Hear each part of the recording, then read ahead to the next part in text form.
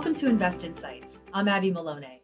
I'm joined today by Steven Knapp, the President and CEO of Carnegie Museums of Pittsburgh. Thank you, Steven, for being here today. It's my pleasure. Glad to be here. So let's begin. You have a variety of creative hobbies in your personal life, from writing and playing music to beekeeping. When it comes to your professional life, what are some of the strategies and routines for ensuring that you are embracing creativity and innovation into your organization? I think the most important thing about my role in an institution like Carnegie Museums, we have four museums, two science museums, two art museums, and it's a 125-year-old institution. Some of the museums are a little newer than others, but it's a wide range of topics that we cover and collections that we present to the public. We are a public charity. We see ourselves as serving the public, and the question is how we can do that in the most innovative and effective way to inform and inspire and empower those who come and enjoy what we have to offer. And so I see my role as really looking ways for connecting, making connections across those institutions and across that diversity of resources that we have. And in fact, that's the way I've approached my whole career in administration. I started out as an English professor, studying English literature, learning about metaphors, learning how language works, how things are connected in language. But then as I moved into administration, I got interested in the ways multiple disciplines interact with each other. And I mean, I guess the main sort of slogan that comes to mind when I think about my approach to my work and to creativity is it's a phrase from E.M. Forster's novel, Howard's End, only connect. It's all about making connections. And my role is really catalytic. I talk to everyone in my organization, trying to find out what they care about, what they're passionate about, what their aspirations are. And I notice ways in which we can link that up with what's going on elsewhere. And in that way, enrich what we have to offer by building those connections and helping our audiences see those connections as well. You mentioned that term, only connect.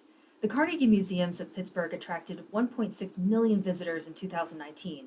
However, you stated in your interview with our annual report, Invest Pittsburgh, that there are neighborhoods and communities that you haven't traditionally reached as fully as you would like to.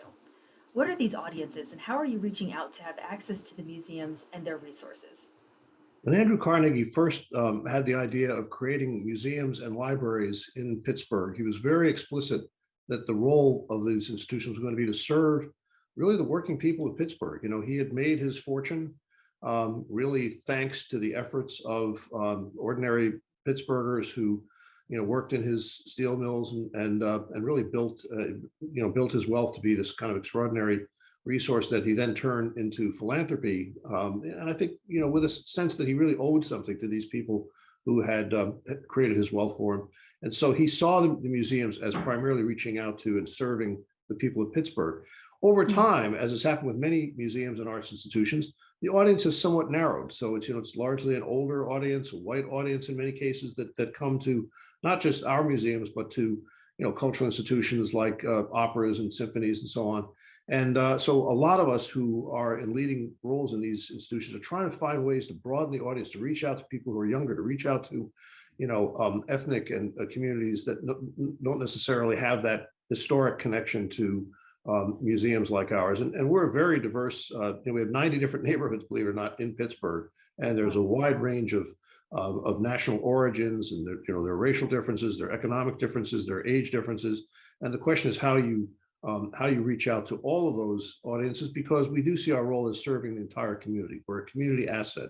And the question is, what does that mean to be a community asset? So we recently created a community access membership program, which for one thing gives free memberships to all teens. So all young people age 13 to 18, they can become members for free and attend any one of our four museums at any time they wish. We have deeply discounted family access memberships that taking the cost of a family membership down from $150 a year to $20 a year. And we have organizational access memberships that allow the staff of nonprofit organizations that serve the public to bring as many as 10 of their clients for free to the museums. And we've already seen a tremendous response to this. We have something like 4,000 teens have already signed up. We have hundreds of families that are taking advantage of this program. It's just one strategy that we're using to make sure that we are open and accessible and viewed that way, seen that way. We even have taking a look at the outside of some of our buildings to see if there are ways we can make them more welcoming and can signal the fact that we're not fortresses We're trying to keep people out. We are really institutions that want to welcome and share what we have to all these resources that we think can really inspire and educate and really liberate people's imaginations in ways that I think serve them throughout their lives. So that's our mission, and we're doing everything we can to expand it. On the subject of students, education has undergone a great deal of change over the past 2 years, which has impacted your educational offerings and experiences as well. What does educational programming look like at the Carnegie Museums in a post-pandemic world, and what are the ways that you're innovating to expand the reach of these programs? So when we had to close our doors to the public in March 2020, we thought we might be closed for a couple of weeks. We were closed for 15 full weeks, more than a quarter of a year. And we had to close it once again in December of that year of 2020. Since then, we've been consistently open. But when we had to close our doors, we immediately switched a lot of our educational programming to online programming. Now, there's a challenge there.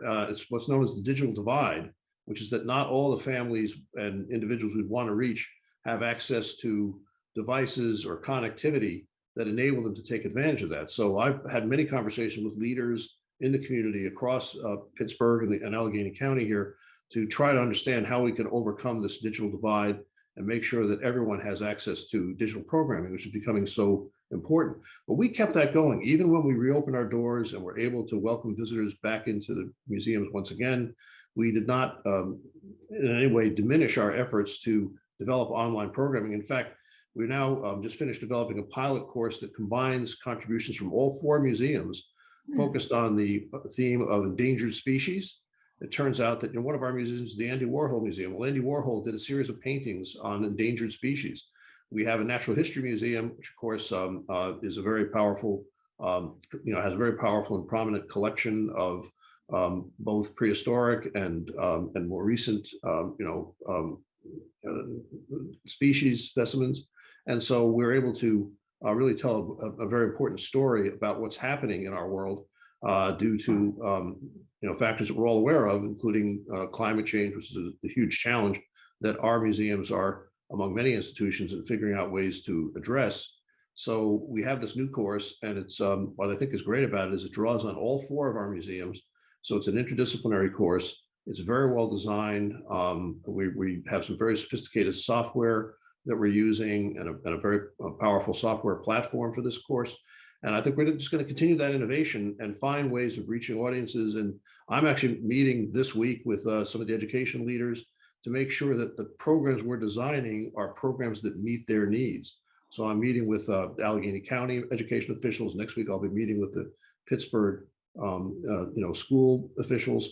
And in multiple ways, we're trying to make sure that what we are creating will match what they really need as their educational mission develops.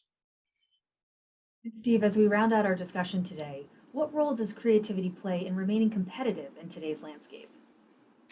Well, we have to constantly refresh what we do. In some ways, I think people's image of museums is that they're a little bit staid, they're a little bit, maybe old-fashioned institutions that maybe a little dusty, right? Where we have, fossils that date back millions of years, and we have paintings that were produced, hundreds of years ago. And the question is how you keep refreshing your what you deliver to your audiences so that they find new connections. Going back to that notion of only connect, what we do is help people make connections. We help people see how art and science can illuminate their lives and empower them in whatever activities they're involved in.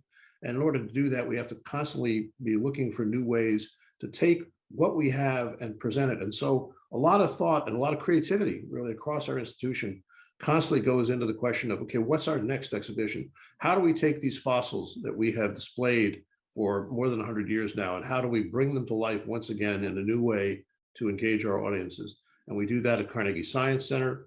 We're actually developing a new space exhibition focused on exploration of Mars, and we're going to be using that to turn a lens back onto Earth. What are the things we can learn about thinking about how a colony might develop on Mars that would help us rethink ways of addressing problems here on Earth. That's what we're doing at the Science Center.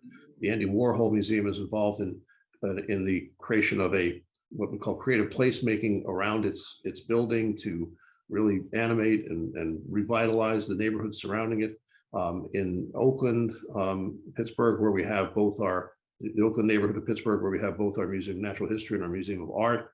We're looking at actually rethinking the exterior of the building to make the outside of the building more revealing of what goes on inside the building. Right now, it's a little bit fortress-like, so we're trying to look for ways of opening that up. Constant thinking is always going on about how we can take what we have and serve the public in more innovative and effective ways. Well, thank you very much, Steve. I can't think of a better perspective on creativity than someone who works in museums. So I very much appreciate our discussion today. I appreciate the opportunity. Thanks very much. That was Steven Knapp, the president and CEO of the Carnegie Museums of Pittsburgh. If you enjoyed this video, don't forget to like and subscribe to our channel to hear more CEOs and thought leaders share their opinions and advice on today's business climate. Until next time, I'm Abby Maloney, and this has been Invest Insights. Thanks for tuning in.